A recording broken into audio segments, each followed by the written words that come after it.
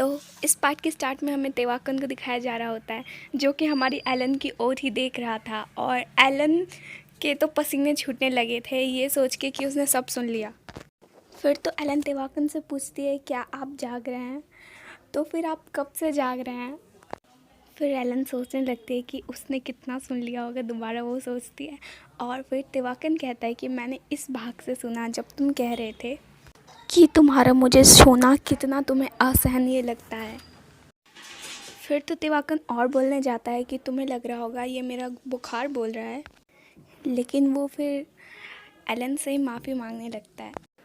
फिर तो वो इसके चिक्स को टच करते हुए कहता है लेकिन ये ठीक है, मैं जानता हूँ क्या चीज़ है जो तुम्हें पसंद नहीं है। वो कहता है कि मैं जानना चाहता हूँ कि वो क्या चीज़ है जो तुम्हें मेरे बारे में पसंद नहीं है। और एलन तो कुछ भी नहीं बोल रही थी, वो बिल्कुल शांत हो चुकी थी और वहाँ पे माहौल ऑकवर्ड हो चुका था। लेकिन फिर वो उसका हाथ हटा देती है और कहती है कि आपको बहुत तेज़ फीवर है, अभी ये सब ठीक है, बाद में बात करेंगे, आप रेस्ट कर लीजिए। फिर तेवाकन एलन से कहता है कि मुझसे ज़्यादा तुम्हें दवा की ज़रूरत है, बेहतर होगा कि तुम कुछ दवा ले लो। हाँ मुझे बुखार है और ये बहुत तेज़ फीवर है, लेकिन वो उसके पास से हाथ हटाने लगता है और अचानक से खड़ा हो जाता है और वो कहता है कि ये कैसा है, और वो उसके लिप्स को टच करने लगता है और एलन बस उसे घूर रही होती है। और फिर वो दोबारा कहता है कि मुझे बताओ प्रिंसेस, क्या ये असहनीय है, और वो उसके लिप्स को दोबारा टच करने लगता है। तेवाकन की सुर वहीं पर अटक गई है जहाँ पे एलन ने कहा था कि उसे छूना मेरे लिए असहनीय है, और तेवाकन उसे छू छू के उससे पूछ रहा है क्या यहाँ असहनीय है, ये असहनीय है। और वो उसके नेक को छूते हुए कहता है क्या तुम इतना सहन कर सकते हो। और तेवाकन को तो ऐसी हरकत देखकर एलन भी अब ब्लश करने लग गई थी, बेचारी वो भी क्या करेगी। लेकिन फिर एलन को अचानक से गुस्सा आ जाता है और कहती है बस ये ठीक है। एलन ने उसका हाथ झटक दिया था और इसके बाद वो कहती है लॉर्ड तेवाकन, आप मुझसे कितना सहने की उम्मीद करते हैं। मैंने तुम्हारा प्रपोज़ल एक्सेप्ट कर लिया था लॉर्ड तेवाकन, और इसके अलावा मुझे मेरे लवर से फेयरवेल लेना पड़ा। मुझे फोर्स किया गया मेरे लवर से दूर रहने के लिए, और आप फिर भी चाहते हैं कि मैं आपके प्रति अफेक्शन और ऐसा एक्ट करूं जैसे हम दोनों लवर्स हैं। फिर तो तेवाकन कहता है कि मैं खुद भी नहीं जानता कि मैं क्या चाहता हूं, और वो उसका हाथ पकड़ते हुए कहता है कि लेकिन मुझे इस बात का यकीन है कि मैं तुम्हें किसी और के साथ नहीं दिख सकता। और फिर तो वो इनोसेंट सा फेस बनाते हुए कहता है कि क्या एक किस भी बहुत ज़्यादा हो जाएगा। ओह तेवाकन कितना ज़्यादा इनोसेंट बन रहा है, पर ये है नहीं। हाँ तो फिर तेवाकन अपना रंग दिखाते हुए कहता है कि प्रिंसेस तुम मुझे हमेशा के लिए मना नहीं कर सकती, अब मैं तुम्हारा कोई लवर नहीं, तुम्हारा मंगेतर हूँ। और फिर तेवाकन कहता है कि मैं तुम्हारे लिए क्या कर सकता हूँ, और एलन कहती है क्या मेरी अनुमति आवश्यक है। और वो उसी की ओर देख रही थी और वो कहती है कि इसके सही इरादे कुछ भी हो, और इस यूनियन का प्रॉफिट नाउ को ही है, चाहे इसने जो भी कहा हो, उसने जैसा वादा किया था उसके अनुसार। एलन सोचती है कि उसकी मैरिज अब तेवाकन से हो ही चुकी है तो वो इसे बदल नहीं सकती, तो उसे उसका चांस उठाना चाहिए, और वो सोचते ये उसके लिए एक चांस जैसा है। फिर वो तेवाकन से कहती है कि मुझे एक वादा करो। तेवाकन कहता है कि कहो, और एलन कहती है अगर तुम नाव को अपने पास चाहते हो तो ऐसा करना कि तुम इसे कुछ भी नहीं करोगे, कसम खाओ कि तुम इसे ना ही तोड़ोगे और ना ही इस पे कोई नुकसान पहुंचाओगे।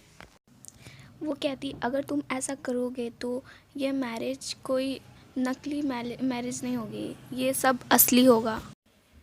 ऐसा करने से मैं तुम मेरे दिल में पूरी तरह सिर्फ तुम ही रहोगे। और तेवाकन ये सुन के तो भाई खुश हो जाता है और वो कहता है बहुत अच्छे। और तेवाकन उसे पकड़ लेता है और उनका ये किस स्टार्ट हो जाता है। और फ्रेंड्स ये बहुत लंबा चलने वाला है, मैं इसके आगे एक्सप्लेन नहीं कर सकती, तो आप सभी अपनी आंखें स्क्रीन पे टिकाए रहें। तो फिर तेवाकन कहता है कि अगर मैं तुम्हें नष्ट करना चाहता तो मैं तुम्हें शुरू से ही नष्ट कर चुका होता। और वो कहता है कि मैं तुम्हें प्रपोज नहीं करता अगर मैं तुम्हें नष्ट करना चाहता। और यहाँ एलन सोच रही होती है कि मुझे कोई मिसअंडरस्टैंडिंग नहीं पालनी चाहिए, क्योंकि ये बस उसके बुखार के कारण हो रहा है। हाँ, तो एलन को समझ आ जाता है कि उसे यहाँ पे रुक जाना चाहिए, और वो सोचती है कि मुझे इसके बुखार कोई बहाना बना लेना चाहिए, और मुझे नहीं पता कि मैं ऐसा कब तक कर पाऊँगी। और इसके बाद तो वो तेवाकन को रोक देती है और कहती है कि मुझे माफ़ कर देना लॉर्ड तेवाकन, मैं भूल ही गई थी कि आप अभी सही नहीं हैं।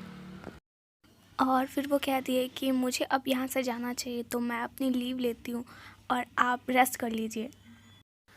और वो जाते जाते कहती है कि मैं विश करूँगी कि आप जल्दी ही रिकवर हो जाएं।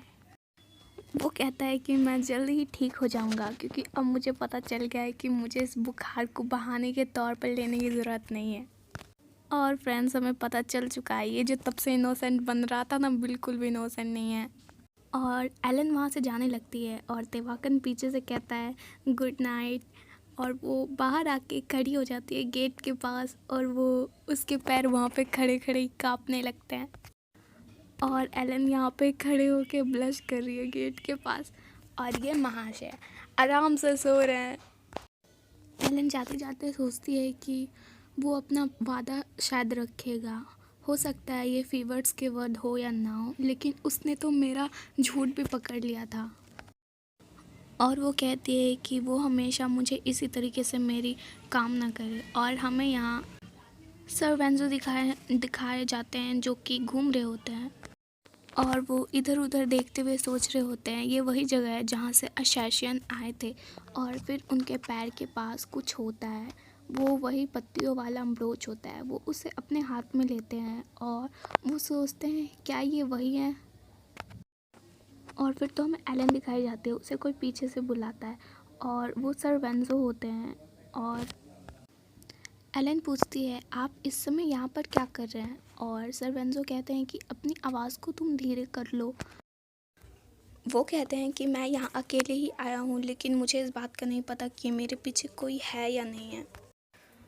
फिर तो सर वेंजो कहते हैं कि कुछ है जो आपको जानना बहुत ज़रूरी है, क्या आप इसको याद कर पा रहे हैं।